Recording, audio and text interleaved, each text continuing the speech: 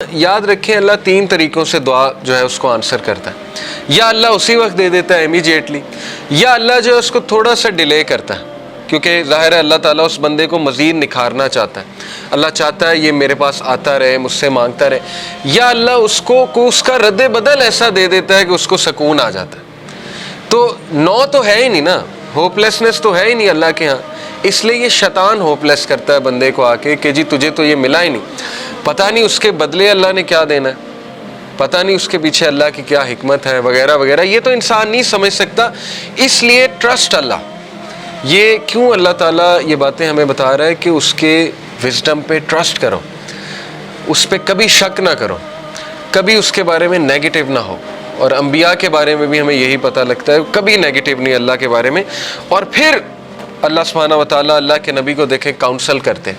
الم یجد کا یتیمن فآویٰ، دیکھیں اللہ کے لیے کافی تھا.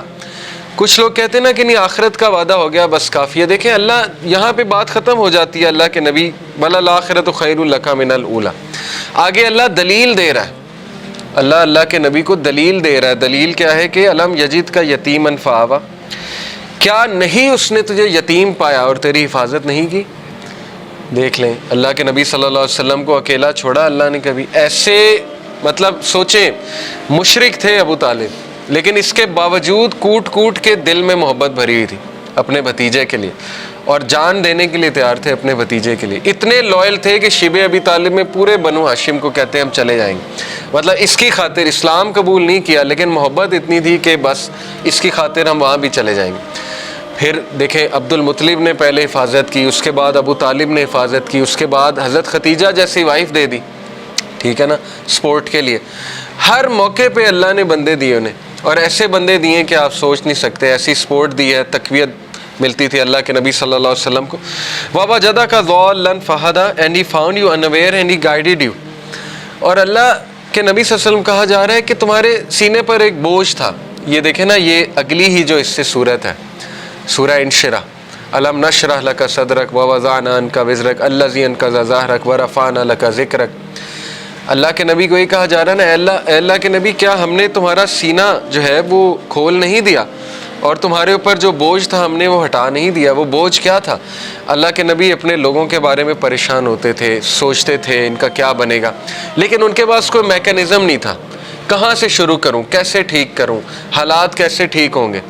یہ سوال اتنا امپورٹنٹ سوال ہے نا آپ کی زندگی میں کہ میں کہاں سے شروع کروں. ہر ایک کو یہ ہوتا ہے میں کہاں سے شروع کروں.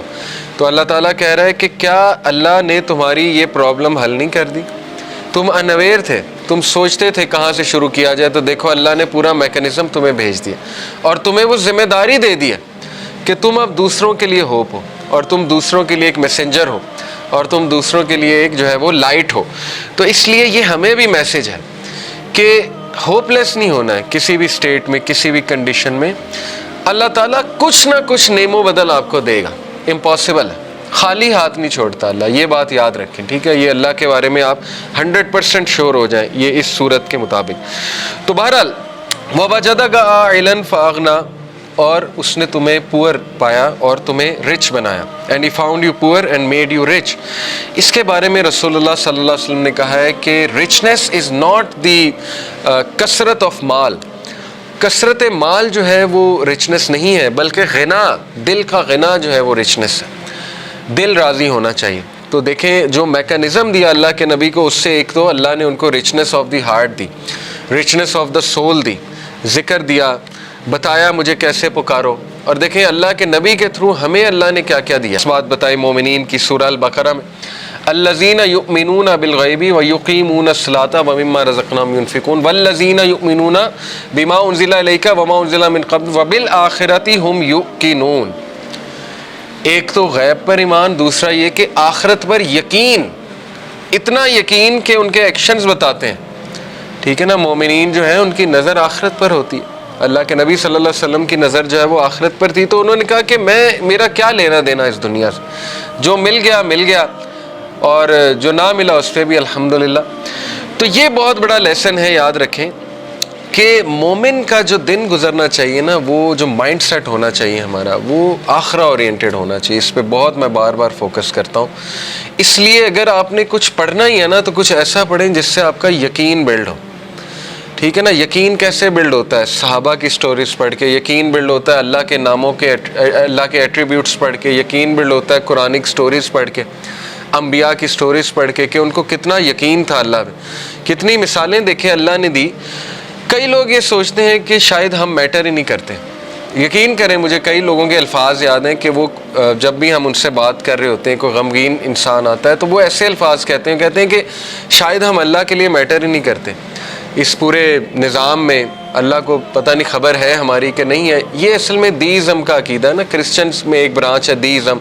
ان کا عقیدہ ہے کہ اللہ نے کائنات بنائی اور چھوڑ دی. تو یہ تو کفر ہے نا. اللہ تعالیٰ کا تو ایٹریبیوٹ ہے اللطیف. ابھی میں آپ کو اللطیف انشاءاللہ بتاتا ہوں کہ اللطیف ہوتا کون ہے.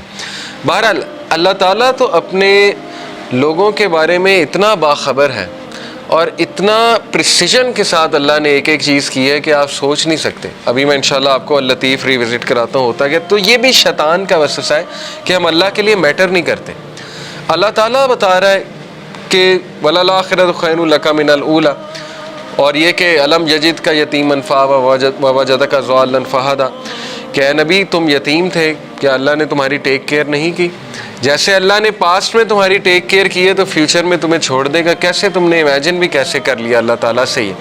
تو اس لیے شیطان جو ہے یاد رکھیں ہمیشہ آپ کو اللہ کے بارے میں بدگمان کرتا ہے، اور وہ یہ آپ کو کہتا ہے کہ پتہ نہیں اللہ نے تجھے چھوڑ دیا ہے، تو میٹر ہی نہیں کرتا اللہ کے لیے، وغیرہ وغیرہ.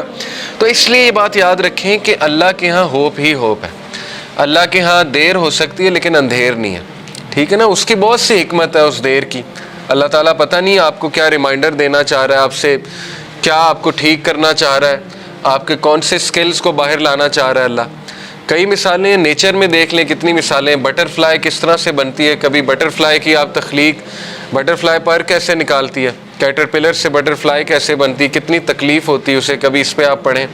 ایگل جو ہے وہ کس طرح سے اپنے پر نکالتا ہے، کبھی اس پہ ریسرچ کریں جب اس کے پر خراب ہو جاتے ہیں. تو کائنات کی ہر تخلیق اس بات کی گواہی دے رہی ہے کہ ایفرٹ ہے، لیکن یہ کہ اللہ کے ہاں دیر ہے لیکن اندھیر نہیں ہے، اور اللہ تعالیٰ دیتا ہے، ہر ایک کو دیتا ہے.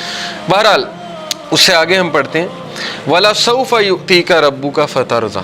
اب دیکھیں وہاں تو دلا ہی دی امید کہ آخرت تو تیرے لیے بہت بہتر ہے ہی ہے نبی، لیکن یہ کہ تیرا رب تجھے اتنا دینے والا ہے ان قریب that you shall be so well pleased، کہ تو راضی ہو جائے گا.